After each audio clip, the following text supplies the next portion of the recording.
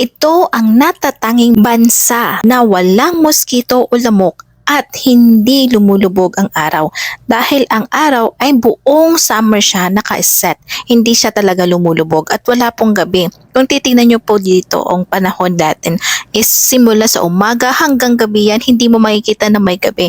So matutulog ka na lang na maliwanag pa ang araw. Ganito ang summer sa kanilang lugar. This is Iceland.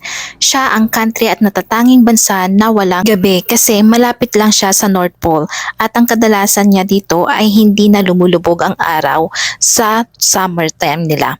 At dito rin po mga kaibigan ay wala din po sila mga insekto or snakes or kahit anumang klaseng reptile dyan dahil napakaganda pong lugar na to. At ganoon din po mayroon silang tinatawag na Diamond Beach.